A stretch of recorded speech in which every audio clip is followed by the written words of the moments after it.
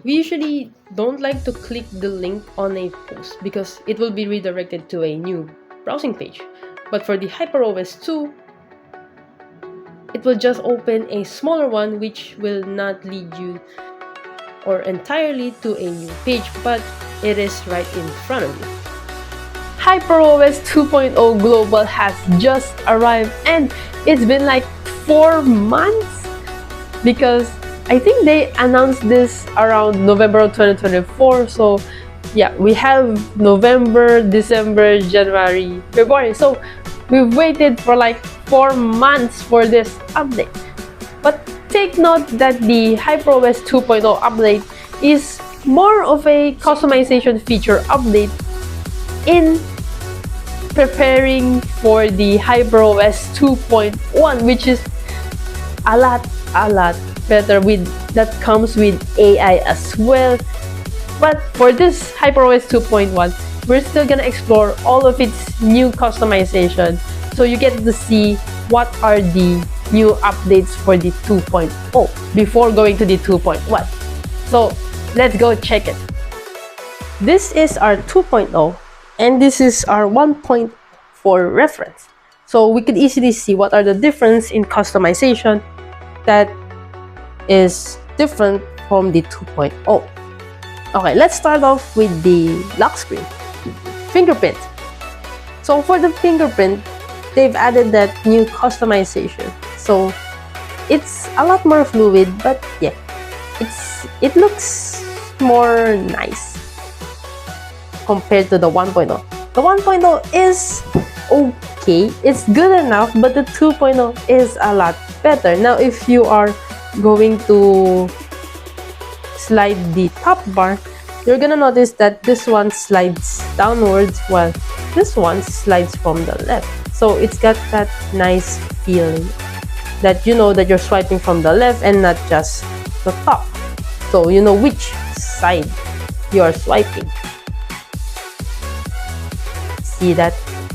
Now they've also added the quick access toolbar for the brightness, volume, and for the music or now playing. So you could have that extra option just in case you need the auto brightness and other options that you might be useful. Quick access, it's a quick access toolbar. Yeah, compared to the 1.0, this has more options that you can choose from.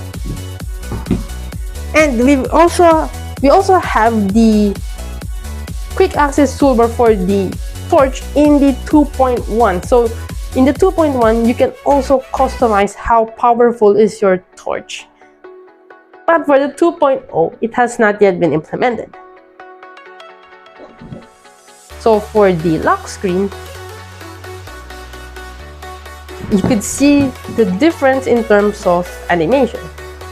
It's much nicer and well, the clock is a lot bigger and you can see the effects. For the lock screen, you have to press the customized lock screen for it to enter the lock screen stats. For this one,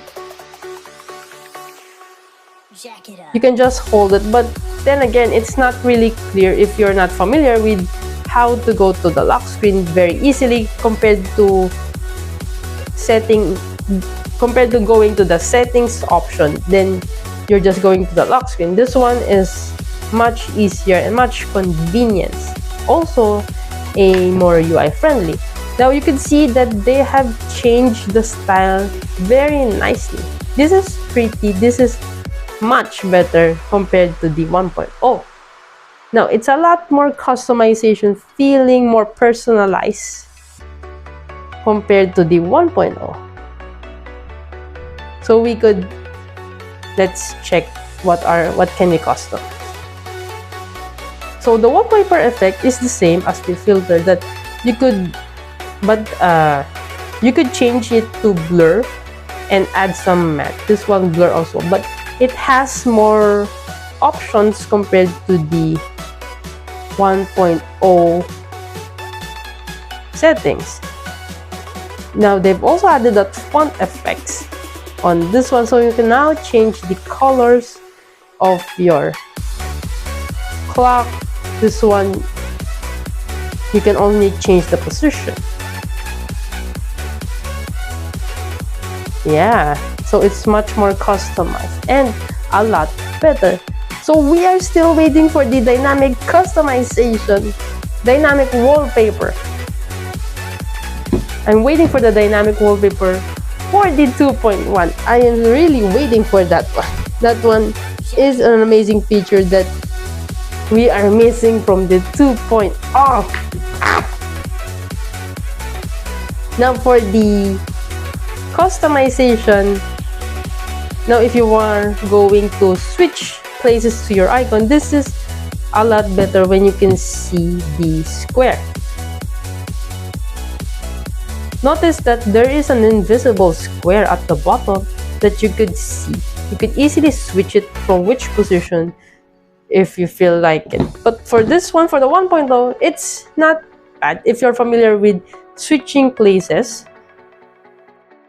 But the 2.0 is a lot better because you could easily see, and for a normal user, you could easily detect where your icon is going to and not get confused. And we also have the Hyper Engine, which, wait, let me check first. So for the Hyper Engine, I think this is where they will place the AI translation. Although I have turned on the Hyper Engine, I am still waiting for the effect. For the 1.0, we don't have the AI engine, so there's no option for that one.